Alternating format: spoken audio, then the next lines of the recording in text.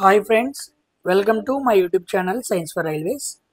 మనం basic science and ఇంజనీరింగ్లో భాగంగా ఇంజనీరింగ్ డ్రాయింగ్ గురించి మనం క్లియర్గా మాట్లాడుకుందాం. సో బేసిక్ సైన్స్ అండ్ ఇంజనీరింగ్లో ముఖ్యమైనది ఏంటంటే బేసిక్ సైన్స్ అనమాట. ఈరోజు బేసిక్ సైన్స్లో మనకి రాబోయే ఏఎల్పి సెకండ్ స్టేజ్లో ఎటువంటి టాపిక్స్ అనేవి ఉన్నాయి, వాటిని ఎలా చదువుకోవాలని ఒక ప్రీ ప్లాన్ చేసుకొని మనం ముందుకు వెళ్దాం. అయితే అందరికీ ఉండాల్సిన ముందు నోట్ ఏంటంటే ఇది ఏఎల్పి ఎగ్జామ్కి మాత్రమే కాదు, రాబోయే ఎన్టీపీసీ ఎగ్జామ్, రాబోయే గ్రూప్ డి ఎగ్జామ్, ఆ తర్వాత ఇంకేవైతే రైల్వే ఎగ్జామ్స్ ఉన్నాయో అన్ని రైల్వే ఎగ్జామ్స్లో ఈ ఫిజిక్స్ అనేది చాలా ఇంపార్టెంట్. సామాన్యంగా ఏఎల్పికి ఏం చేశాడంటే కెమిస్ట్రీ అండ్ నెక్స్ట్ బయాలజీ అనేది రెండు కూడా మనకి ఇవ్వలేదు. సో మనం కెమిస్ట్రీ బయాలజీ చదువుకోవాల్సిన పని లేదు. Only we need to discuss physics అనమాట. సో ఫిజిక్స్లో కూడా ఈ టాపిక్స్ అనేవి చాలా ఇంపార్టెంట్. ఇవి రాబోయే ప్రతి ఎగ్జామ్కి చాలా ఇంపార్టెంట్.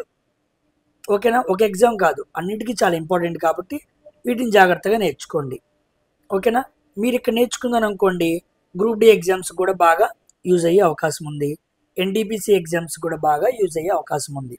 అయితే దీంట్లో ప్రతి యూనిట్ని నేను ఇన్డెప్త్గా దాంతోపాటు ఎంసీక్యూస్ కూడా చేపిస్తాను. లాస్ట్గా ప్రీవియస్ ఎగ్జామ్స్లో అడిగిన క్వశ్చన్స్ను కూడా నేను చేపిస్తాను, పీవైక్యూస్.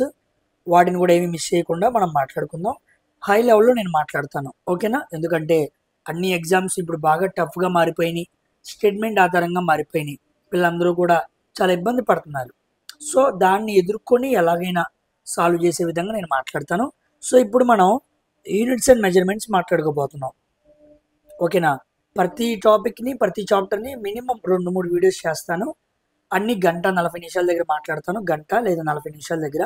ఎందుకంటే చాలా ఇన్డెప్త్గా నేను మాట్లాడాలి కాబట్టి. మీరు దాంతోపాటు చాలామందికి చెప్పాను, వైసీడీ బుక్ అనేది మీరు చదువుకోండి. నేను కూడా దాంట్లో ఇన్ఫర్మేషన్నే మీకు అర్థవంతంగా ఎక్స్ప్లెయిన్ చేస్తున్నాను. కొన్ని మీకు ఎలా చదువుకోవాలో అర్థం కాదు, కొన్ని ఎక్స్ప్లెనేషన్లో ఇబ్బంది పడతారు, వాటిని నేను క్లియర్గా మీకు ఎక్స్ప్లెయిన్ చేస్తాను. ఓకేనా, సో ఇక ఏమాత్రం కూడా ఆలస్యం చేయకుండా ఈ ఎన్ని టాపిక్స్ని మనం మాట్లాడుకుందాం. ఇవన్నీ మాట్లాడుకుంటే సుమారుగా బేసిక్ సైన్స్ ఇంజనీరింగ్లో మనకి 50 మార్కులు వస్తాయి అనుకుంటే వీటి నుంచే 20 లేదా 25 మార్కులు రావచ్చు. ఎక్కువ సెక్షన్ని కవర్ చేసి ఇదే అనమాట. ఇక ఇంజనీరింగ్ డ్రాయింగ్లో మిగిలిపోయింది ఒకటే ఒక యూనిట్, అది సింబాలిక్ రిప్రజెంటేషన్. దాని మీద కూడా వీడియో చేస్తాను. ఇట్స్ సింపుల్ యూనిట్, దాన్ని కూడా కవర్ చేస్తాను. ఓకేనా, కానీ ఏఎల్పి సెకండ్ స్టేజ్కి ప్రిపేర్ అయ్యే వాళ్ళు మీరు తప్పనిసరిగా స్కోర్ చేయాలంటే ఈ టాపిక్స్లో మీరు ప్రో అయి ఉండాలి, వీటి మీద మంచి అవగాహన కలిగి ఉండాలి. అప్పుడు మాత్రం మీరు సాల్వ్ చేయగలరు, లేకపోతే చేయలేరు. అది దృష్టిలో పెట్టుకోండి. సో యూనిట్స్ అండ్ మెజర్మెంట్స్ తర్వాత మిగతా అన్ని టాపిక్స్ని మాట్లాడతాను. బేసిక్ ఎలక్ట్రిసిటీ కూడా హై లెవెల్లో మాట్లాడతాను. ఇక్కడ నేను మ్యాగ్నెటిజం కూడా కవర్ చేస్తాను. మ్యాగ్నెటిజం కూడా దీంట్లోనే ఇన్బిల్ట్గా ఉంటుంది అనమాట. దాని మీద కూడా క్వశ్చన్స్ అడుగుతాడు. చాలామంది ఎలక్ట్రిసిటీ మ్యాగ్నెటిజం ఓవరాల్ చాప్టర్ చెప్పండి అని అడుగుతున్నారు కదా, మీ అందరికీ యూజ్ అయ్యేలా చెబుతాను. అప్పుడు అటు పక్కన గ్రూప్ డి, ఎన్టీపీసీ అన్ని రైల్వే ఎగ్జామ్స్కి ప్రిపేర్ అయ్యే వాళ్ళందరికీ కూడా ఆ చాప్టర్స్ మన ప్లేలిస్ట్లో ఉంటాయి. మీరు చక్కగా ప్రతిదీ నేర్చుకోవచ్చు అనమాట. ఓకేనా, ఇక ఏమాత్రం కూడా మనం ఆలస్యం చేయకుండా మన యూనిట్లోనికి వెళ్ళిపోదాం. చాలా ఇంపార్టెంట్ క్వశ్చన్స్ అనేవి మనం మాట్లాడుకోబోతున్నాం. ప్రతి కాన్సెప్ట్ని ఇన్డెప్త్గా మాట్లాడుకోబోతున్నాం కాబట్టి చాలా జాగ్రత్తగా నేర్చుకోండి.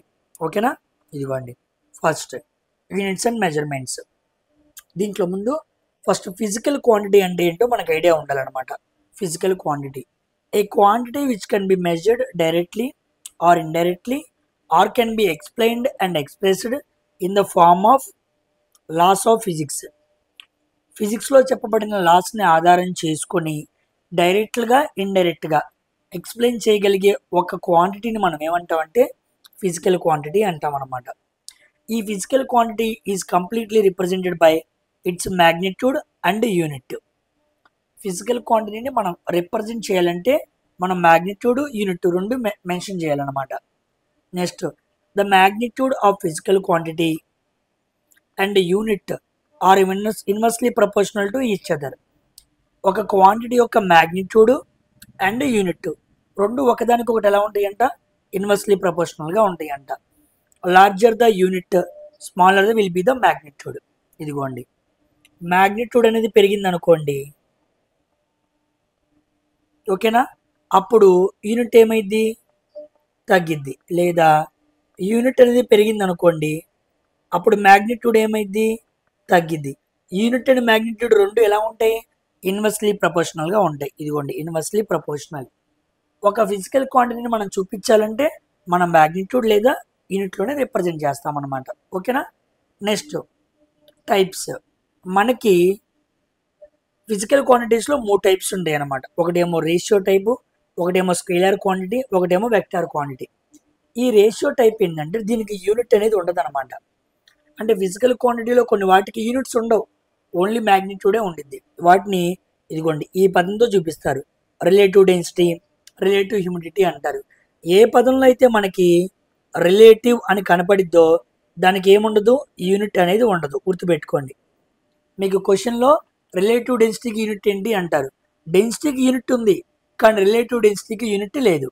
రిలేటివ్ డెన్సిటీ అంటే అర్థం ఏంటంటే density of object by density of air. Density of air. ఒక పదార్థం యొక్క సాంద్రతని గాలి యొక్క సాంద్రతతో కంపేర్ చేసినప్పుడు దాన్ని ఏమంటారు, రిలేటివ్ డెన్సిటీ అంటారు. ఈ ఫార్ములాస్ అన్ని చాలా ఇంపార్టెంట్. నోట్ ప్రిపేర్ చేసుకొని రాసుకుంటేనే గుర్తుంటాయి. ఓకేనా. నేను ఎలా చదువుకోవాలి, సింపుల్గా ఎలా చేయాలో కూడా చెబుతాను. మీరు బుక్లో ఉన్నవి ఉన్నట్టుగా చదువుకుంటే మీకు గుర్తుండవు. So try to make a complete notes, అప్పుడే మీకు గుర్తుంటాయి అన్నమాట. మీరు ఎలా పెడితే అలా నోట్స్ పెట్టుకొని బుక్ ఉంది కదా అని చదవకుండా ఉంటే మాత్రం ఇబ్బంది పడతారు. ఆ బుక్లో డైరెక్ట్గా పేపర్ తీసుకొచ్చే పెట్టచ్చుకో, కానీ నేను కొన్ని రాశాను, అలా రాస్తేనే మనకు గుర్తుంటాయి. కాబట్టి చాలా ఇంపార్టెంట్. ఫిజిక్స్ అనేది తెలియాలి అంటే, ముందు రోజుల్లో మీరు ఫిజిక్స్ నేర్చుకోవాలి అంటే ఈ ఫార్ములాస్ అన్నీ ఐడియా ఉండాలి. ప్రతిదీ ప్రీవియస్ ఎగ్జామ్లో అడిగింది. చాలా ఇంపార్టెంట్, జాగ్రత్తగా నేర్చుకోండి. ఓకేనా. జాగ్రత్తగా మంచిగా నేర్పిస్తాను నేను. రిలేటివ్ డెన్సిటీ అంటే ఏంటంటే density of object by density of air అనమాట. రిలేటివ్ అనే పదం ఒక ఫిజికల్ క్వాంటిటీలో ఉంటే దానికి ఏముండదు, యూనిట్ అనేది ఉండదు. Next scalar quantity. స్కేలార్ క్వాంటిటీస్కి ఏముండిద్ది, ఇదిగోండి స్కేలార్ క్వాంటిటీకి మ్యాగ్నిట్యూడ్ ఉండిద్ది కానీ డైరెక్షన్ ఉండదు.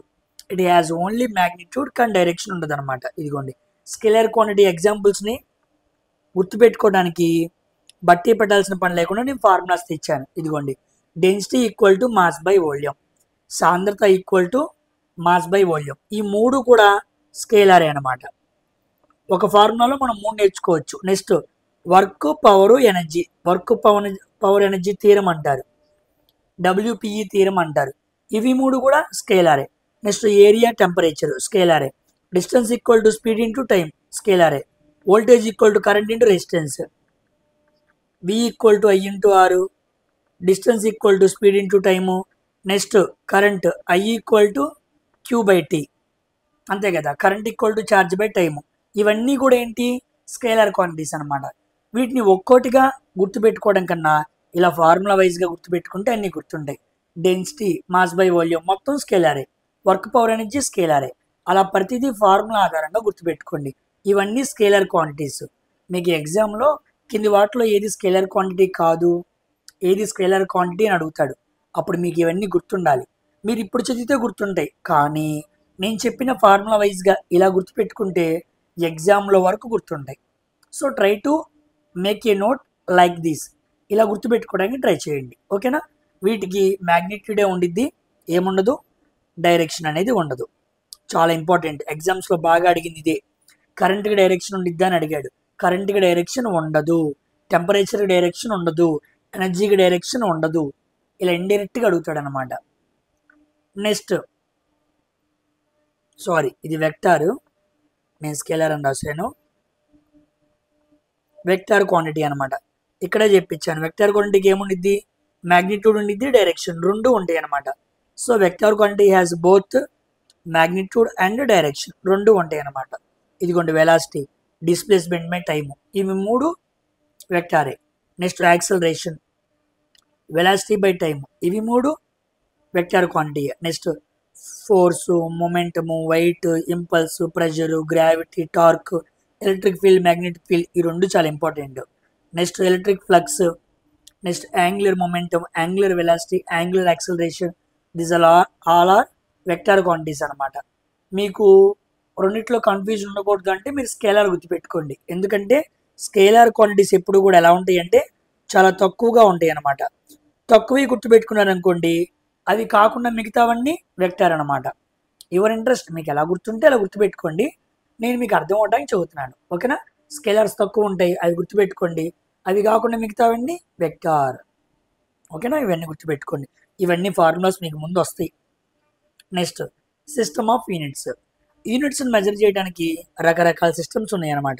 ఏ system of unit is a complete set of unit. It is used to measure all kind of fundamental and derived quantities అనమాట. మనకి క్వాంటిటీస్లో ఫండమెంటల్ క్వాంటిటీస్, డిరైవ్డ్ క్వాంటిటీస్ ఉంటాయి. వీటిని కొలవడానికి కొన్ని సిస్టమ్స్ అనేవి ఏర్పాటు చేశారు. ఉదాహరణకి ఇదిగోండి లెంత్ని కొలవాలంటే సీజిఎస్లో సెంటీమీటర్, మాస్లో అయితే గ్రాము, టైం అయితే సెకండ్. ఇది సీజిఎస్ అనమాట, సెంటీమీటర్, గ్రాము, సెకండ్. అదే ఎంకేఎస్ అనుకోండి, దీంట్లో మీటర్, లెంత్ని మీటర్లో కొలుస్తారు, మాస్ని కేజీస్లో కొలుస్తారు, టైంని సెకండ్లో కొలుస్తారు. అదే ఒకవేళ ఎఫ్పిఎస్ అనుకోండి, లెంత్ని ఫూట్స్లో కొలుస్తారు, మాస్ని పౌండ్స్లో కొలుస్తారు, టైంని సెకండ్లో కొలుస్తారు. ఓకేనా? ఈ 3 సిస్టమ్స్లో కామన్ ఏంటి అని అడిగాడు ఎగ్జామ్లో. 3 సిస్టమ్స్లో కామన్గా ఉండేది ఏంటి? టైం అనమాట. ఎందుకు? మూడిట్లోనూ టైంని దేంతో కొలిచాం? సెకండ్తో కొలిచాం. మిగతా 2 యూనిట్స్ మారినాయి, కానీ టైం అనే యూనిట్ 3 సిస్టమ్స్లో కూడా మారలేదు. అది గుర్తుపెట్టుకోండి. ఈ ఎఫ్పిఎస్ అనేది ఎక్కువగా బ్రిటన్లో వాడుతూ ఉంటారు. ఓకేనా? బ్రిటన్ మెజరింగ్ సిస్టమ్ అనమాట ఇది. ఇండియాని ఎక్కువగా ఎంకేఎస్ వాడతారనమాట ఇండియాలో. కానీ ఇలా కాదు, ఇంటర్నేషనల్గా ఒక సిస్టమ్స్ ఉండాలి అని చెప్పి ఎస్ఐ యూనిట్స్ తీసుకొచ్చారు. వాటిని స్టాండర్డ్ ఆఫ్ ఇంటర్నేషనల్ అంటారు. ఎంకేఎస్ యూనిట్స్ని స్టాండర్డ్ ఆఫ్ ఇంటర్నేషనల్గా గుర్తించారు. అంటే ఉన్న సిజిఎస్, ఎంకేఎస్, ఎఫ్పిఎస్లో దేన్ని ఓవరాల్గా వరల్డ్ వైడ్గా పెట్టాలి అని చెప్పి ఎంకేఎస్ సిస్టమ్ వాజ్ కన్ఫామ్లీ అఫీషియల్లీ దానికి ఏం చేశాడంటే సిస్టమ్ ఆఫ్ ఇంటర్నేషనల్ ఎస్ఐ యూనిట్స్గా పరిగణించారనమాట. ఓకేనా? సో ఎంకేఎస్ అన్న లేదా ఎస్ఐ అన్న ఒకటే కన్సిడరేషన్కి వచ్చింది అనమాట. గుర్తుపెట్టుకోండి. నెక్స్ట్, మనకి క్వాంటిటీస్ 2 రకాలు అనమాట. ఫస్ట్ మనం అందరూ మాట్లాడుకున్నాం కదా, ఫండమెంటల్ క్వాంటిటీస్, ఇంకోటేమో డిరైవ్డ్ క్వాంటిటీస్ అనమాట. డిరైవ్డ్ క్వాంటిటీస్, ఫండమెంటల్ క్వాంటిటీస్ అంటే ఏంటంటే వీటిని మనం కొలవాలని పని లేదు, కొలవాల్సిన పని లేదన్నమాట. వాటిని డిరైవ్ చేయాల్సిన పని లేదన్నమాట. అవి డైరెక్ట్గా అలాగే ఉంటాయి. ఇదిగోండి, మాస్ అంటే కిలోగ్రామ్, కేజీ. లెంత్ అంటే metre, M. Symbol important, name కూడా important. Time second, S. Temperature kelvin. అందరూ టెంపరేచర్కి సెల్సియస్ అనుకుంటారు. సెల్సియస్లో కొలవచ్చు, ఫారెన్హీట్లో కొలవచ్చు, కెల్విన్లో కొలవచ్చు. కానీ ఎస్ఐ యూనిట్ ఏంటంటే ఏం చెప్పాలి మనం? కెల్విన్ చెప్పాలి. కే. Next, luminous intensity, క్యాండిలా, CD. దీని గురించి నేను చివరిలో మాట్లాడతాను. ల్యూమినస్ ఇంటెన్సిటీ గుర్తుపెట్టుకోండి, వివరంగా చెబుతాను. Electric current, ampere, A. Amount of substance, mole, M O L అనమాట. ఇక్కడ కన్ఫ్యూజ్ అవుతూ ఉంటారు. మోల్ అంటే ఏమో దాని పేరు, ఎంఓఎల్ అంటే ఏమో దాని యూనిట్ సింబల్ అనమాట. ఒక ఈ తీసి సింబల్గా గుర్తించాలి.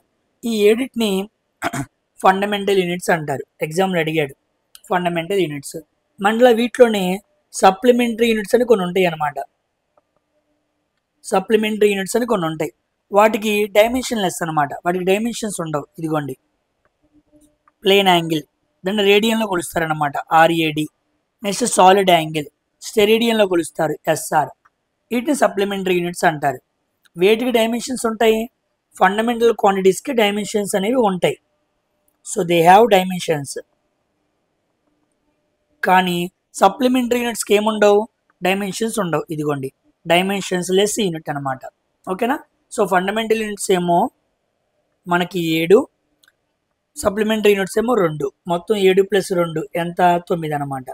నెక్స్ట్, డిరైవ్డ్ యూనిట్స్ అనమాట. వీటిని మనం డిరైవ్ చేయాలి. డిరైవ్ చేస్తేనే వస్తాయి. ఒక example, force equal to mass into acceleration. Force అనేది డైరెక్ట్గా లేదు, మాస్తో యాక్సలరేషన్ మల్టిప్లై చేస్తే వచ్చింది. సో ఇలా డిరైవ్ చేస్తే ఫోర్స్ వచ్చింది, కాబట్టి వీటిని డిరైవ్డ్ యూనిట్స్ అంటారు. ఓకేనా? డిరైవ్డ్ యూనిట్స్ అంటారు, గుర్తుపెట్టుకోండి. నెక్స్ట్, ఈ పవర్స్ చాలా ఇంపార్టెంట్ అండి.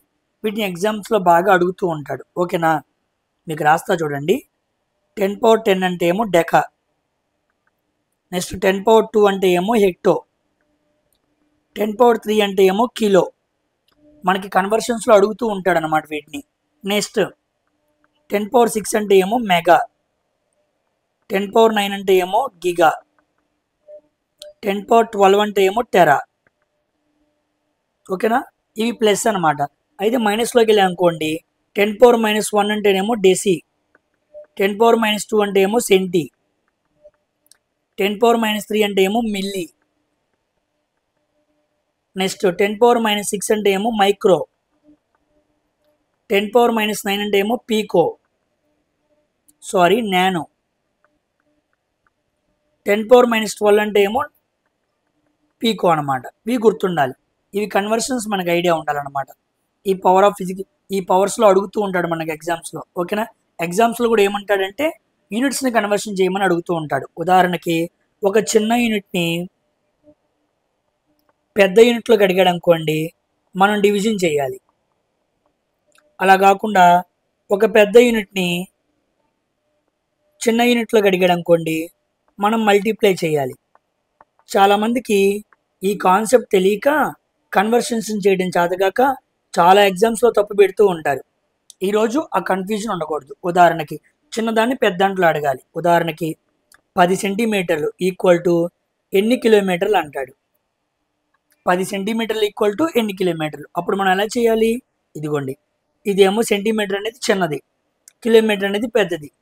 చిన్నదాని నుంచి దేంట్లోకి అడిగాడు, పెద్ద దాంట్లోకి అడిగాడు. అంటే ఏం చేయాలి, బై చేయాలి. ముందు 10 సెంటీమీటర్లు రాసుకొని బై సెంటీమీటర్లు మీటర్లో మార్చాలి. అంటే బై 100 మీటర్లోకి వచ్చేసింది. మీటర్స్ని కిలోమీటర్స్లో మార్చాలి. అంటే బై 1000 అనమాట. ఒక సెంటీమీటర్ ఒక మీటర్ అంటే 100 సెంటీమీటర్లు, ఒక కిలోమీటర్ అంటే 1000 మీటర్లు. సో మనల్ని సెంటీమీటర్లు కిలోమీటర్లు అడిగాడు కాబట్టి బై 100 మీటర్స్లోకి మార్చాం, బై 1000 అనమాట. అప్పుడు కొట్టేసి ఇలా ఆన్సర్ చెప్పాలి. ఓకేనా, ఒకవేళ అలా కాదు, పెద్దదాన్ని అడిగాను అనుకుందాం. ఇదిగోండి ఇక్కడ క్లియర్ చేస్తున్నాను చూడండి. ఒకవేళ ఒక పెద్ద యూనిట్ అడిగాడు అనుకుందాం,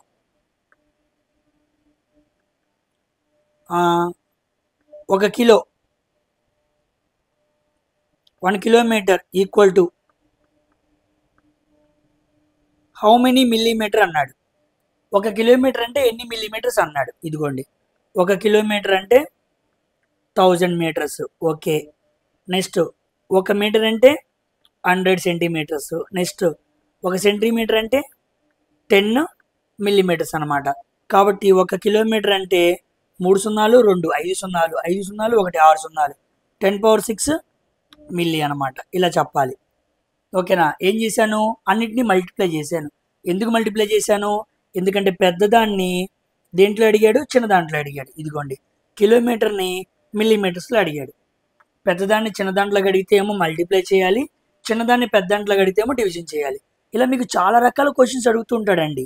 ఇవి మాత్రమే కాదు. ఉదాహరణకి 15 సెకండ్లు అనేది రోజులో ఎన్నో వంతు అంటాడు. 15 సెకండ్లు అనేది 15 సెకండ్స్ రోజులో ఎన్నో వంతు అంటాడు. రోజు అంటే ఎన్ని గంటలు, 24 గంటలు.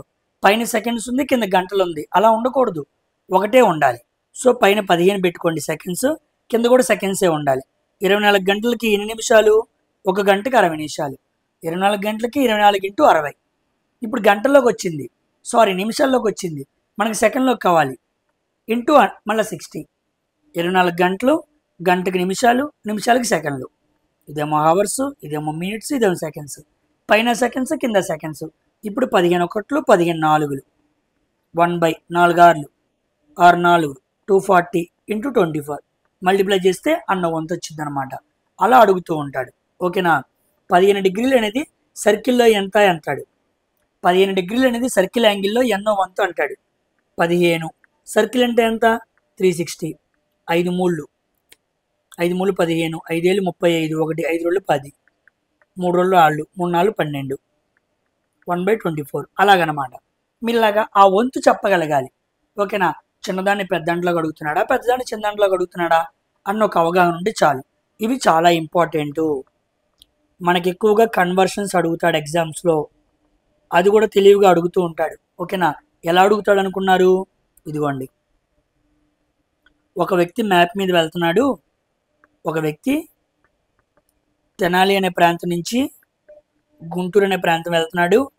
ఆ వ్యక్తి 37.5 కిలోమీటర్లు ట్రావెల్ చేయాలి. దాన్ని మీరు మిల్లీమీటర్స్లో చెప్పండి అంటాడు, లేదా సెంటీమీటర్స్లో చెప్పండి అంటాడు. అప్పుడు నువ్వు కిలోమీటర్స్ని మిల్లీమీటర్స్లో మార్చగలగాలి, సెంటీమీటర్స్ని మీటర్స్లో మార్చగలగాలి. లేదా ఒక వ్యక్తి 3 × 10⁵ సెంటీమీటర్స్ ట్రావెల్ చేశాడు, అతను ఎన్ని కిలోమీటర్లు ట్రావెల్ చేసినట్టు అంటాడు. అలా రివర్స్గా అడుగుతుంటాడు అనమాట. ఎలా అడిగినా నీకు చిన్న కాన్సెప్ట్ ఐడియా ఉంటే చాలు, ఈజీగా ఆన్సర్ చేయొచ్చు. ఓకేనా? వీటిని బాగా నోట్ చేసుకోండి, చాలా జాగ్రత్తగా చెప్పాలి. తర్వాత ఇప్పుడు కొన్ని ఫిజికల్ క్వాంటిటీస్ ఇంపార్టెంట్ మనం మాట్లాడుకుందాం. ఇదిగోండి, యాంగులర్ యాక్సిలరేషన్. యాంగులర్ యాక్సిలరేషన్ చాలా ఇంపార్టెంట్. దీన్ని దేంతో కొలుస్తారు? రేడియన్/సెకండ్ స్క్వేర్ అనమాట. నెక్స్ట్ మొమెంటమ్ ఆఫ్ ఇనర్షియా, చాలా ఇంపార్టెంట్. మొమెంటమ్ ఆఫ్ ఇనర్షియా దీన్ని kilogram into metre square, KG into metre స్క్వేర్తో కొలుస్తూ ఉంటారు. చూడండి, చాలామంది కన్ఫ్యూజ్ అవుతుంటారు.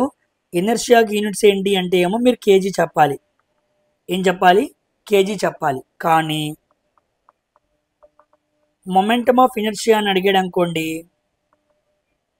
అప్పుడు మాత్రం మీరు కేజీ ఇంటూ మీటర్ స్క్వేర్ ఇలా ఉంది అంటే ఇంటూ అనమాట, ఇది చెప్పాలి. కన్ఫ్యూజ్ అవ్వద్దు, చాలా చాలా ఇంపార్టెంట్ అనమాట.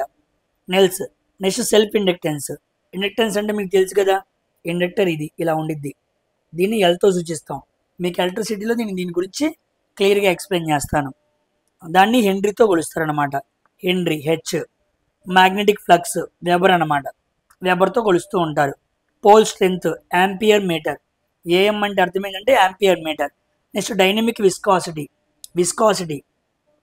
విస్కాసిటీ అంటే అర్థం ఏంటి?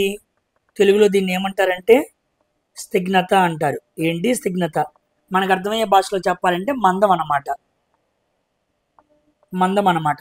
ఒక వాలు ప్రాంతం తీసుకొని మనం ఆయిల్ని, అదేవిధంగా వాటర్ని, అదేవిధంగా హనీ తేనెని, ఈ మూడింటిని మనం వాలు ప్రాంతం మీద వదిలామనుకోండి, హనీ అనేది లేట్గా కిందకు వచ్చింది అనమాట. ఎందుకు? హనీకి విస్కాసిటీ ఎక్కువ, స్నిగ్ధత ఎక్కువ అనమాట. ఓకేనా? ఇది ఫ్లూయిడ్స్ ప్రాపర్టీలో వన్ ఆఫ్ ది ప్రాపర్టీ అనమాట. విస్కాసిటీ చాలా important. It is one of the fluid property అనమాట. సో దానికి యూనిట్స్ ఏంటి అంటే పాస్కల్ సెకండ్. ఇదిగోండి పాస్కల్ సెకండ్, లేదా కిలోగ్రామ్/మీటర్/సెకండ్. కిలోగ్రామ్/మీటర్ ఇంటూ సెకండ్ అనమాట. అయితే చాలామందికి విస్కాసిటీకి పాయిజీ అనే యూనిట్ బాగా గుర్తుండిద్ది. కానీ పాయిజ్ అనే యూనిట్ అనమాట సిజిఎస్ అనమాట. పాయిజీ అనేది విస్కాసిటీకి యూనిట్, అది సిజిఎస్ యూనిట్. కానీ ఎస్ఐ యూనిట్ ఏంటంటే చాలా ఇంపార్టెంట్, పాస్కల్ సెకండ్. గుర్తుపెట్టుకోండి, చాలా ఇంపార్టెంట్, ఎగ్జామ్లో అడుగుతాడు. ఓకేనా? నెక్స్ట్ రియాక్టెన్స్ అంటే ఏంటి? ఓమ్స్ అనమాట. అవును, రియాక్టెన్స్ అంటే అర్థం ఏంటి? ఇదిగో చూడండి,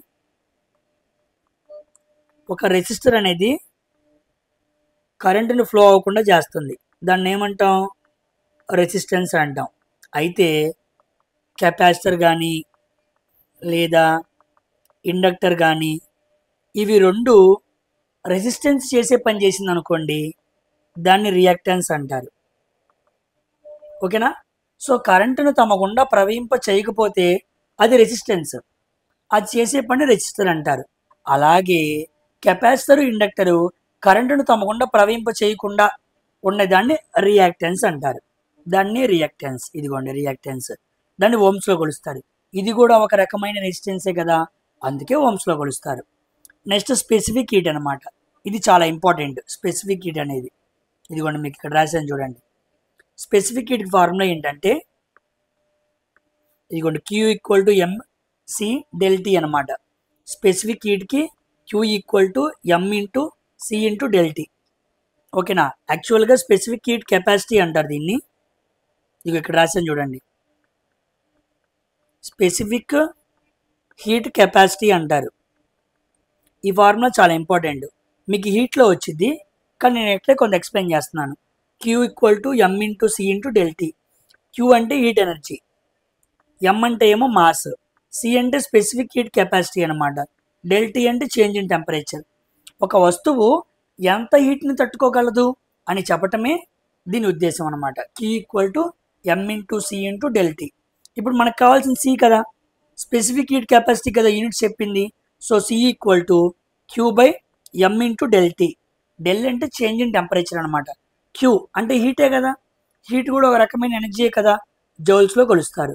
నెక్స్ట్ M అంటే కేజీ, టెంపరేచర్ అంటే kelvin, joules by KG into kelvin. ఇది పైకి తీసుకెళ్ళామనుకోండి, joules into KG into kelvin అనమాట. ఇదిగోండి కెల్విన్ ఇక్కడ కూడా రావాలి, ఓకేనా. ఇదిగోండి ఇక్కడ కూడా -1 రావాలి. కింద కేజీ ఉంటే పైకి వెళ్తే కేజీ ఇన్వర్స్, కింద కే ఉంటే పైకి వెళ్తే కే ఇన్వర్స్ అనమాట. ఎందుకు? A power M equal to 1 by a power M, sorry a power minus M equal to 1 by a power M. ఇది మనకు బాగా తెలుసు కదా, అలాగనమాట, ఓకేనా. సో స్పెసిఫిక్ హీట్ కెపాసిటీకి యూనిట్ ఏంటి, మనం ఏం గుర్తుపెట్టుకోవాలి? Joule, KG inverse, kelvin inverse. ఇప్పుడు చూడండి, ఇదిగోండి స్పెసిఫిక్ హీట్ కెపాసిటీ అని రాయాలి, కానీ వాడు రాయలేదు, నేను రాస్తున్నా చూడండి. అదిగోండి జౌలు, కేజీ, ఇక్కడ డిగ్రీ సెంటిగ్రేడ్ ఇచ్చాడు. చెప్పే కదా టెంపరేచర్ని కెల్విన్లో కలవాలని, కానీ డిగ్రీ సెంటిగ్రేడ్ ఇచ్చాడు, మనం కెల్విన్ రాసుకోవాలి, ఓకేనా. బుక్స్లో కొన్ని తప్పులు ఉంటాయి, గమనించాలి. Next strength of the magnetic field. చూడండి, మ్యాగ్నెటిక్ ఫీల్డ్ అంటే మీకు ఇబ్బంది ఉండకూడదని అన్నీ ఒకచోటే రాశాను, చక్కగా మీకు అర్థం అవటానికి. మ్యాగ్నెటిజంలో ఈ యూనిట్స్ మీద బాగా క్వశ్చన్స్ అడుగుతూ ఉంటాడు, చాలా మందికి ఐడియా తెలియదు ఇవి ఎలా వస్తాయో, ఓకేనా. మ్యాగ్నెటిజంలో ఇంకా హై లెవెల్లో ఇవి ఎలా వచ్చినాయో చెబుతాను. ఇక్కడ యూనిట్స్ కదా, యూనిట్స్ వరకు నేర్చుకోండి. మ్యాగ్నెటిక్ ఫ్లక్స్ అంటే వెబర్ అనమాట. దీన్ని పై అనే లెటర్తో సూచిస్తారు, వెబర్ అనే సైంటిస్ట్ పేరు మీదుగా దీన్ని కొలుస్తారు.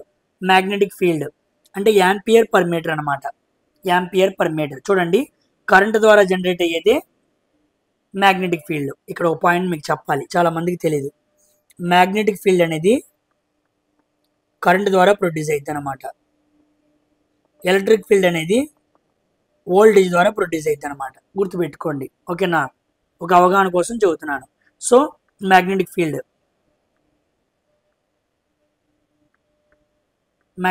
Equal to ampere per metre, A by M అనమాట. Next magnetic flux density. Magnetic flux density అంటే magnetic flux by area. Magnetic flux అంటే దేని కొలుస్తాం? వెబర్. ఏరియా అంటే metre square, weber per metre square. దీన్ని టెస్లా అనే పేరుతో కూడా పిలవచ్చు. మనకు తెలుసు కదా సైంటిస్ట్ టెస్లా, ఆయన పేరు దీనికి గుర్తుగా పెట్టుకున్నారు, ఓకేనా. మ్యాగ్నెటిక్ ఫ్లక్స్ డెన్సిటీ అంటే టెస్లా. దీన్ని బి అనే లెటర్తో సూచిస్తారు, చాలా ఇంపార్టెంట్. లాస్ట్ గ్రూప్ డి ఎగ్జామ్స్లో అన్నింటిలో బాగా అడిగాడు అనమాట. Next magnetic current density. Magnetic current డెన్సిటీని కే లెటర్తో సూచిస్తారనమాట. కే వోల్టేజ్ బై ఏరియా, ఓకేనా. Voltage by area, volt per metre square అనమాట. ఇవి 4 కూడా మ్యాగ్నెటిజం కింద చాలా ఇంపార్టెంట్. ఇప్పుడు రండి, ఇప్పుడు స్ట్రెంగ్త్ ఆఫ్ మ్యాగ్నెటిక్ ఫీల్డ్ అన్నాడు అంటే అర్థం ఏంటి? టెస్లా అనమాట. ఇదిగోండి స్ట్రెంగ్త్ అంటే ఇదనమాట, టెస్లా. Next astronomical distance. దీన్ని కూడా నేను చివరిలో మాట్లాడాను. ఆస్ట్రోనామికల్ డిస్టెన్స్ని పారాసెక్ కాదు, ఇక్కడ మనకి పారాసెక్ అని ఇచ్చాడు, ఇది కాదు. నేను లాస్ట్లో మాట్లాడతాను దీని గురించి, మీకు సపరేట్గా రాశాను, అక్కడ ఎక్స్ప్లెయిన్ చేస్తాను. నెక్స్ట్ ఫ్రీక్వెన్సీ మీకు ఫార్ములా తెలుసు కదా, 1 బై టైం పీరియడ్. దేంట్లో కొలుస్తారు? హెడ్జెస్లో కొలుస్తారు. హెడ్జెస్లో కొలుస్తారు. నెక్స్ట్ రెసిస్టెన్స్ ఓమ్స్లో కొలుస్తారు. నెక్స్ట్ సర్ఫేస్ టెన్షన్, ఇది చాలా ఇంపార్టెంట్. సర్ఫేస్ టెన్షన్ అంటే ఏంటి? ఇదిగోండి కింద రాశాను చూడండి. సర్ఫేస్ టెన్షన్ అంటే అర్థం ఏంటంటే ఫోర్స్ బై లెంత్ అనమాట. ఫోర్స్ అని దేని కొలుస్తారు? న్యూటన్స్. లెంత్నేమో మీటర్లో కొలుస్తారు, న్యూటన్ పర్ మీటర్. లేదా ఇలా కూడా రాయొచ్చు, న్యూటన్ మీటర్ ఇన్వర్స్ అనమాట. ఎందుకంటే ఎమ్ పైకి వెళ్తే ఇన్వర్స్ అయింది కదా, అలా కూడా రిప్రజెంట్ చేయొచ్చు. గుర్తుపెట్టుకోండి, సర్ఫేస్ టెన్షన్ ఫిజిక్స్లో వచ్చింది అనమాట. ఇది కూడా ఫ్లూయిడ్స్ ప్రాపర్టీస్ అనమాట. అక్కడ మనం క్లియర్గా మాట్లాడుకుంటాం, ఓకేనా. సర్ఫేస్ టెన్షన్, దీని తెలుగులో తలతన్యత అంటారు. మనకి వాటర్ డ్రాప్స్ ఉంటాయి కదా, రైన్ డ్రాప్స్ ఉంటాయి కదా, అవి సర్కిల్గా ఉండడానికి గల కారణం ఏంటి అంటాడు. అవును, అవి ఎందుకు సర్కిల్లో ఉంటున్నాయి అన్న కాన్సెప్ట్ మొత్తం సర్ఫేస్ టెన్షన్ దగ్గర చక్కగా చదువుకుంటాం మనం, ఓకేనా. Coming to next, universal gas constant. జౌలు, kelvin inverse, mole inverse అంట. ఇదిగోండి, మనం ఇలా చదివితే ఇది గుర్తుండదు. అసలు యూనివర్సల్ గ్యాస్ కాన్స్టెంట్ అంటే ఏంటో తెలుసుకోవాలి. తెలుసుకున్న తర్వాతే మనకి ఫార్ములాలు గుర్తుంటాయి. చాలామంది ఇవి బట్టి పడతారు, 1-2 రోజులు గుర్తుంటాయి, ఎక్కువ రోజులు గుర్తుంటాయా? ఉండవు. ఇదిగోండి నేను ఎక్స్ప్లెయిన్ చేస్తాగా. ఇదిగోండి దానికన్నా ముందు యూనివర్సల్ గ్రావిటేషనల్ కాన్స్టెంట్ గురించి నేర్చుకుందాం. ఇదిగోండి universal gravitational constant F equal to G into ఎం1 ఇంటూ m2/r². ఇప్పుడు జీకే రాశాను అంటే F into r² by m1 into m2. F అంటే దీంట్లో కొలుస్తారు న్యూటన్స్ రాశాను, r² అంటే మీటర్ స్క్వేర్ రాశాను, m1 into m2 kg². So జీకి యూనిట్స్ ఏంటి? Newton metre square per kg². దీన్ని బాగా ఎగ్జామ్లో అడిగాడు అనమాట. ఓకేనా, గుర్తుపెట్టుకోండి, newton metre square per kg². Next ఇప్పుడు మనం మాట్లాడుకోవాల్సింది యూనివర్సల్ గ్యాస్ కాన్స్టెంట్ అనమాట. యూనివర్సల్ గ్యాస్ కాన్స్టెంట్ మీకు గ్యాసియస్ లాస్లో వచ్చింది అనమాట. ఇది పివి ఈక్వల్ టు ఎన్ఆర్టీ. దీన్ని ఏమంటారంటే ఐడియల్ గ్యాస్ ఈక్వేషన్ అంటారు. ఐడియల్ గ్యాస్ ఈక్వేషన్ అంటారు, చాలా ఇంపార్టెంట్. ఇది మీకు గ్యాసియస్ లాస్లో వచ్చింది. పివి ఈక్వల్ టు ఎన్ఆర్టీ అంటారు. దీంట్లో గ్యాస్ కాన్స్టెంట్ ఏంటంటే ఆర్ అనమాట. ఆర్ అప్పుడు R equal to PV by NT. P అంటే ప్రెషర్, వి అంటే వాల్యూమ్, ఎన్ అంటే నెంబర్ ఆఫ్ మోల్స్, ఆర్ అంటే కాన్స్టాంట్, టీ అంటే temperature. So R equal to PV by T. ఇప్పుడు యూనిట్స్ రాసాం అనుకోండి, ప్రెషర్ అంటే ఫోర్స్ బై ఏరియా, ఇదిగోండి న్యూటన్ ఫర్ మీటర్ స్క్వేర్ రాశాను. వాల్యూమ్కి యూనిట్స్ ఏంటి? Metre cube. మోల్కి యూనిట్స్ ఏంటి? M O L mole. టెంపరేచర్కి యూనిట్స్ ఏంటి? కెల్విన్. ఓకేనా, ఇక్కడ మీటర్ స్క్వేర్ 2 ఉన్నాయి, ఇక్కడ 3 ఉన్నాయి, క్యాన్సిల్ చేస్తే ఒకటే ఉండిద్ది. Newton into metre by mole into K. ఇది కూడా ఆన్సర్ కాదు. ఇప్పుడు చూడండి, మనకి వర్క్ ఈక్వల్ టు ఏంటి? Force into displacement. వర్క్ దీంట్లో కొలుస్తారు జౌల్లో. ఫోర్స్ అంటే న్యూటన్ ఇంటూ మీటర్, అంటే న్యూటన్ మీటర్స్ ప్లేస్లో నేను ఏం రాసుకోవచ్చు? జౌల్ రాసుకోవచ్చు కదా. కాబట్టి ఈ న్యూటన్ ఇంటూ మీటర్ ప్లేస్లో నేను ఏం రాశాను? జౌల్ రాశాను. అప్పుడు యూనిట్ మొత్తం ఇలా మారిపోయింది అనమాట. Joule by mole into K. ఇప్పుడు దీనికి పైకి తీసుకెళ్ళాను, joule into mole inverse into K inverse అనమాట. సో మనకి యూనివర్సల్ గ్యాస్ కాన్స్టెంట్కి ఇదిగోండి ఇక్కడ యూనివర్సల్ గ్యాస్ కాన్స్టెంట్ కూడా ఏముంది? ఇక్కడ joule into K into mole inverse. ఇక్కడ కూడా ఏముంది? ఇదిగోండి joule into mole into K inverse అనమాట. చూసారా, నీకు ఇంత ఐడియా ఉంటేనే గుర్తుండిద్ది, లేకపోతే ఒక్కటి బట్టి పట్టామనుకో నీకు గుర్తుండదు. ఎందుకంటే చాలా ఎగ్జామ్స్కి రాయాలి కదా, ఒక రోజుతో పోయేది కాదు కదా సబ్జెక్టు. ఇలాగే నేర్చుకోవాలి. మీకు అర్థం అవడానికి నేను వివరంగా చేసి పెట్టాను. అర్థం కాకపోతే మళ్ళీ వెనక్కి వెళ్ళి చూడండి, క్లియర్గా అర్థమైంది. నెక్స్ట్ ఇంకో కాన్స్టెంట్ మాట్లాడతాను, ప్లాంక్స్ కాన్స్టెంట్. ప్లాంక్స్ కాన్స్టెంట్ అని ఎక్కడ వచ్చింది అంటే మనకి లైట్లో విజిబుల్ స్పెక్ట్రమ్ అనే టాపిక్ మనం మాట్లాడుకుంటాం అనమాట. అక్కడ మీకు వచ్చింది. ఇక్కడ చూడండి, ఎనర్జీ అనేది డైరెక్ట్లీ ప్రపోర్షనల్ టు ఫ్రీక్వెన్సీ. అంటే energy directly proportional to frequency. ఈ డైరెక్ట్లీ ప్రపోర్షనాలిటీ పోవటానికి ఒక కాన్స్టెంట్తో మల్టిప్లై చేయాలి. ఇదిగోండి ఈ equal to H into F. ఆ హెచ్ని ఏమంటారు? ప్లాంక్స్ కాన్స్టెంట్ అంటారు. ఇదిగోండి వాల్యూ చాలా ఇంపార్టెంట్. ప్లాంక్స్ కాన్స్టెంట్ వాల్యూ కూడా ఎగ్జామ్లో అడిగాడు. 6.626 ఇంటూ 10⁻34 జౌల్ సెకండ్. ఈ యూనిట్ 2 అడిగాడు, ఈ పైన వాల్యూ కూడా అడిగాడు. 6.626 ఇంటూ 10⁻34 జౌల్ ఇంటూ సెకండ్. ఓకేనా, అవును, జౌల్ ఇంటూ సెకండ్ ఎలా వచ్చింది? ఇదిగోండి హెచ్ ఈక్వల్ టు ఈ బై ఎఫ్, అంతే కదా. దీన్ని ఇలా రాసుకున్నా చూడండి, హెచ్ ఈక్వల్ టు ఈ బై ఎఫ్. ఈ అంటే ఎంత? జౌల్. ఎఫ్ అంటే 1 టైం పీరియడ్ కదా. Frequency equal to 1 time period. Joule by 1 second. Second పైకి వెళ్తే జౌల్ ఇంటూ సెకండ్. ఓకేనా, జౌల్ ఇంటూ సెకండ్ అనమాట. ఇదిగోండి జౌల్ ఇంటూ సెకండ్. ఇలా వచ్చిందనమాట యూనిట్. నేను బట్టి నీకుండా మీకు ఎలా వచ్చిందో కూడా ఎక్స్ప్లెయిన్ చేస్తున్నాను. బట్టి పడితే గుర్తుండదు కాబట్టి. ఓకేనా, నెక్స్ట్ ఈ 3 కాన్స్టెంట్లు మీరు గుర్తుపెట్టుకోండి. Universal gravitational constant, universal gas constant and planks constant. ఇవి ఎగ్జామ్లో అడుగుతాడు. ఇదిగోండి మీకు ఇక్కడే ప్లాంక్స్ కాన్స్టెంట్ కూడా ఉంది. ఇదిగోండి ప్లాంక్స్ కాన్స్టెంట్ జౌల్ సెకండ్ ఉంది, చూసారా? ఎలాగో వచ్చింది కాబట్టి మీకు నేర్పించాను. నెక్స్ట్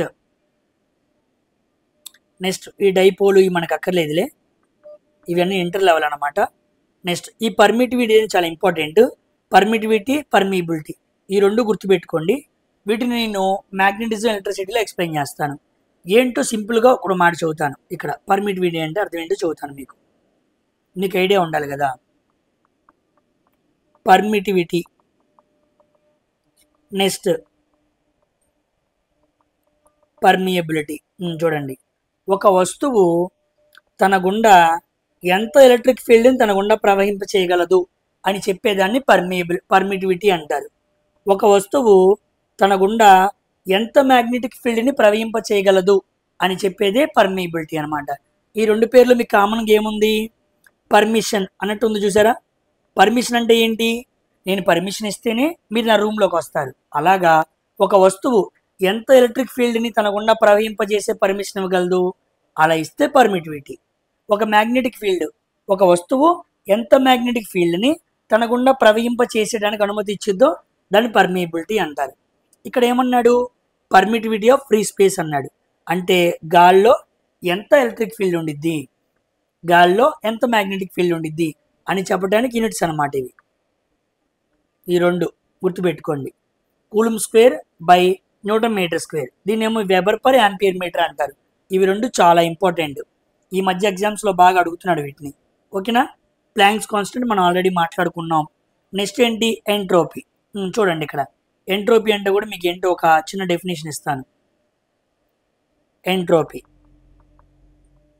ఎంట్రోపీ అంటే దీన్ని ఏంటో కొలుస్తారంటే జౌల్ పర్ కెల్విన్లో కొలుస్తారు.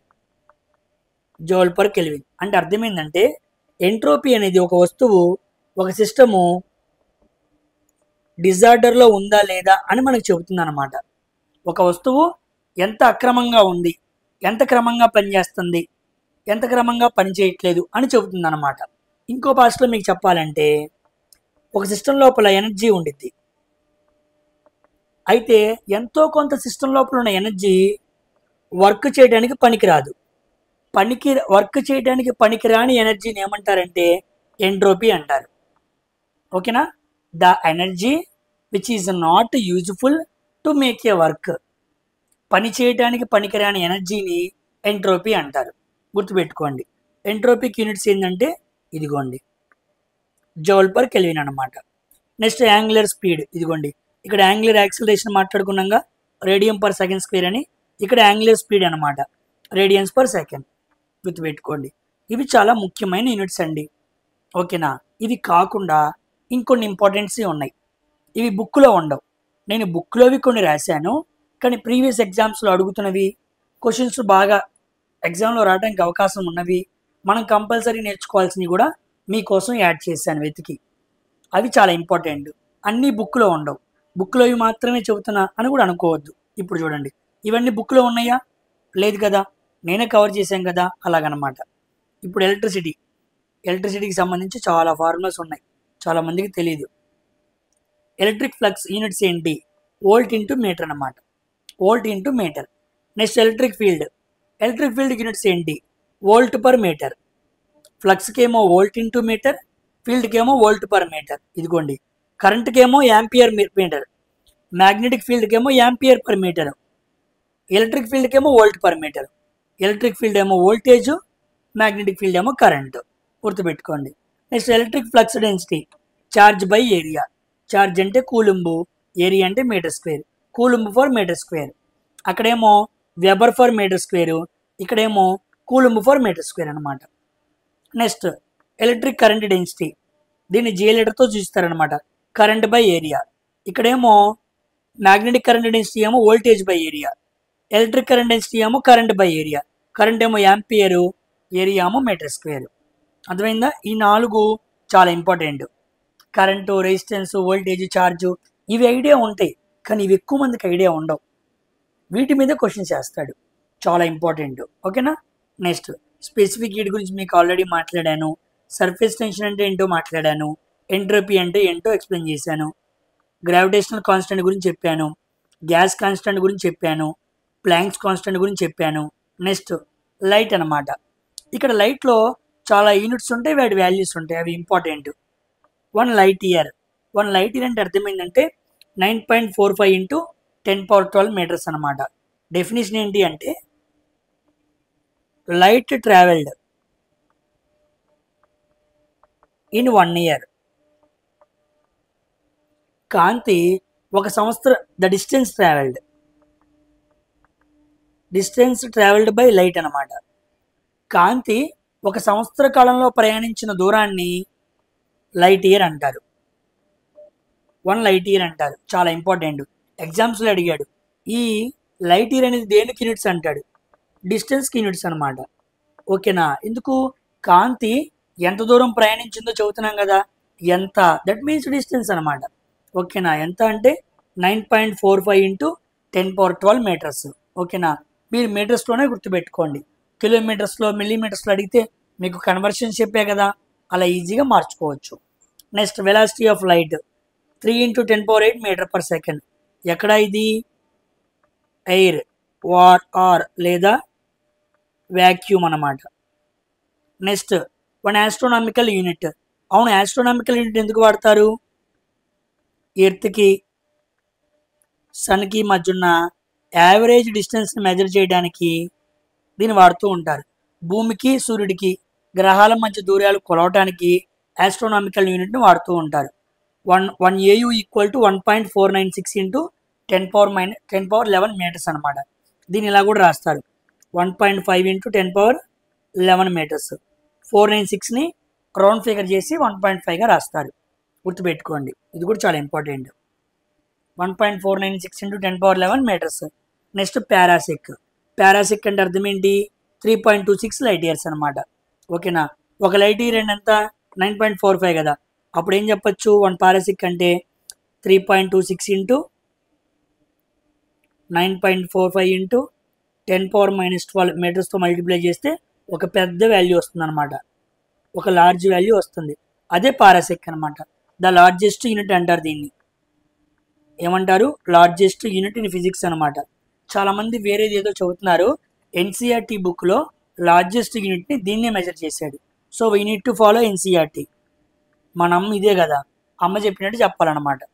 ఓకేనా, గుర్తుపెట్టుకోండి, చాలా ఇంపార్టెంట్ ఇవి. ఇవి ఎగ్జామ్స్లో బాగా అడుగుతాడు. నెక్స్ట్ ఇదిగోండి, ఇక్కడ చాలామంది కన్ఫ్యూజ్ అవుతుంటారు. చూడండి, ఇక్కడ జాగ్రత్తగా చెబుతున్నాను.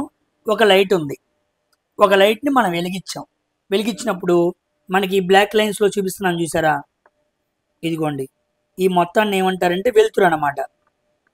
ఒక బల్బును వెలిగించినప్పుడు చుట్టూ ఏమొచ్చింది? వెలుతురు వచ్చింది. ఇక్కడ మనకి 4 యూనిట్స్ ఉంటాయి. ఒక దాని పేరేమో లూమినెన్స్ ఫ్లక్స్, ఇంకో దాని పేరేమో లూమినెన్స్ ఇంటెన్సిటీ, ఇంకో దాని పేరేమో ఇల్యూమినెన్స్, ఇంకో దాని పేరేమో లూమినెన్స్. 4 పేర్లు ఒకలాగే ఉంటాయి, కానీ డిఫరెన్స్ ఉందన్నమాట. ఇప్పుడు ఒక్కో దాన్ని మాట్లాడుకుందాం. We are going to discuss first one. ఏంటది? లూమినెన్స్ ఫ్లక్స్ అనమాట. లూమినెన్స్ ఫ్లక్స్ అంటే అర్థం ఏంటంటే అమౌంట్ ఆఫ్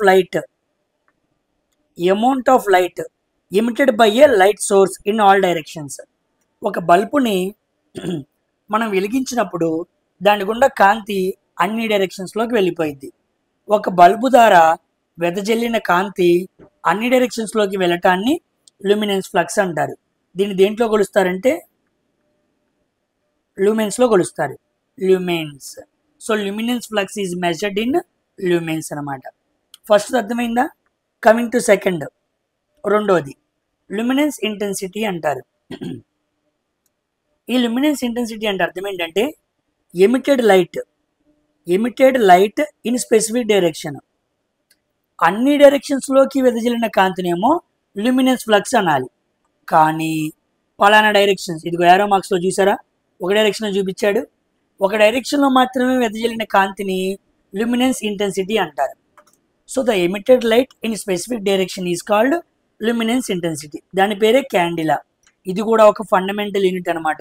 మీకు స్టార్టింగ్లో రాసి చూపించా కదా, లూమినెస్ ఇంటెన్సిటీ అనేది ఒక ఫండమెంటల్ యూనిట్ అనమాట. ఫండమెంటల్ యూనిట్ మొత్తం మనకి 7 ఉంటే దాంట్లో ఒకటి లూమినెన్స్ ఇంటెన్సిటీ. నెక్స్ట్ మూడో దాని పేరు ఏంటంటే ఇల్యూమినెన్స్ అనమాట. ఏంటి? ఇల్యూమినెన్స్ అంటే అర్థం ఏంటంటే ఇదిగోండి, amount of light that falls on the surface per unit area. ఒక వస్తువు మీద పడిన కాంతిని ఇల్యూమినెన్స్ అంటారు. అర్థమైందా?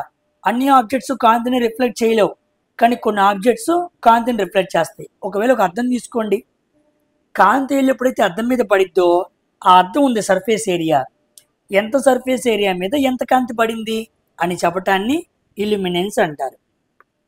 ఏమంటారు? ఇల్యూమినెన్స్ అంటారు. దాన్ని లక్స్లో కొలుస్తారు. మన సోప్ తెలుసు కదా, లక్స్లో కొలుస్తారు అనమాట.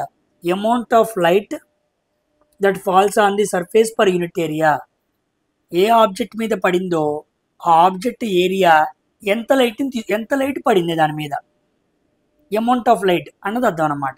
నెక్స్ట్ లుమినెన్స్ అనమాట, నాలుగోది చివరిది ఏంటి, లుమినెన్స్. దీని అర్థం ఏంటంటే how much light is emitted. ఓకేనా, ఒక వస్తువు మీద కాంతి పడినప్పుడు ఎంత కాంతి ఉద్భవించింది, ఎంత అని చెప్పేదేమో లుమినెన్స్ అనమాట. ఇంకో భాషలో చెప్పాలనుకోండి, కాంతి అద్దం మీద పడినప్పుడు కాంతి రిఫ్లెక్ట్ అయ్యింది కదా,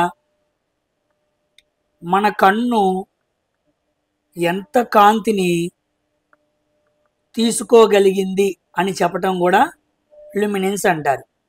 ఒక లైట్ వేసాం, ఆ లైట్ కాంతి అద్దం మీద పడింది, అద్దం మీద పడిన కాంతి మన కంటి మీద పడింది, మన కాంతి అంతా తీసుకునిద్దా, తీసుకోలేదు కదా. ఉదాహరణకి సినిమా హాల్లో నుంచి బయటికి రాగానే మనం మొత్తం కాంతిని మన కంట్లోనికి పంపించుకోలేము, కొంతనే పంపిస్తాం, దాన్నే లుమినెన్స్ అంటారు. How much of light is emitted లేదా how much of light your eye can perseverance, ఎంతవరకు నీ కన్ను ఆ లైట్ని తీసుకోగలదు అని చెప్పటమే లుమినెన్స్ అనమాట. లుమినెన్స్ అనమాట. ఓకేనా, లుమినెన్స్ దేంట్లో కొలుస్తారు, క్యాండిలా per metre square, క్యాండిలా per metre square. కాబట్టి లుమినెన్స్ ఫ్లక్స్ నేమో లుమెన్స్ని, లుమినెన్స్ ఇంటెన్సిటీ ఏమో క్యాండిలాని, లుమినెన్స్ నేమో క్యాండిలా పర్ మీటర్ స్క్వేర్ అని, ఇల్యూమినెన్స్ నేమో లక్స్ అని. ఇలా 4 యూనిట్స్. ఇవి లైటింగ్కి సంబంధించిన యూనిట్స్ అనమాట. ఇవి లైట్కి సంబంధించిన వాల్యూస్ అయితే ఇవి యూనిట్స్. ఇవి చాలా ఇంపార్టెంట్. దీంట్లో ఒకటే fundamental unit, that one is luminance intensity అనమాట. అర్థమైందా? మీకు అర్థమవటానికి ఒక ఇమేజ్ తీసుకొచ్చి చెప్పాను. 4 డెఫినేషన్స్ ఒకలాగే ఉంటాయి, సో దే ఆర్ డిఫరెంట్ అనమాట. సంథింగ్ డిస్టింగ్విష్గా ఉండిద్ది, గమనించండి. సో ఇక్కడతో ఈ వీడియోని ఆఫ్ చేస్తున్నాను. సెకండ్ వీడియోలో డైమెన్షనల్స్ మాట్లాడతాను. డైమెన్షనల్ ఫార్ములాస్ ఉంటాయి అవి, దాంతోపాటు ఇంకొన్ని టాపిక్స్ ఉన్నాయి, వాటిని కూడా మాట్లాడి యూనిట్స్ అండ్ డైమెన్షన్స్ని మనం ముందుకు తీసుకెళ్దాం. ఓకేనా? ఆ వీడియోస్ ఎవరైతే చూస్తున్నారో, ఈ సైన్స్ వీడియోస్ మీరు ఎప్పటి నుంచో అడుగుతున్నారు, డ్రాయింగ్ అయిపోగానే చేస్తానని చెప్పాను, ఇది కొన్ని సబ్జెక్ట్ వీడియోస్ కూడా చేస్తున్నాను. ఇవి అన్ని రకాల ఎగ్జామ్స్ వాళ్ళకి ఉపయోగపడతాయి. అందరినీ దృష్టిలో పెట్టుకొని చేస్తున్నాను ఒకేసారి. ఓకేనా? సో అందరికీ షేర్ చేయండి. మీరు లైక్ చేసి ఎక్కువ షేర్ చేస్తే నేను ఎక్కువ వీడియోస్ చేస్తాను, మీకే చాలా యూస్ఫుల్గా ఉండిద్ది. ఓకేనా? మరొక వీడియోతో మరొకసారి కలుద్దాం. Until then, thank you very much for watching my video. Bye.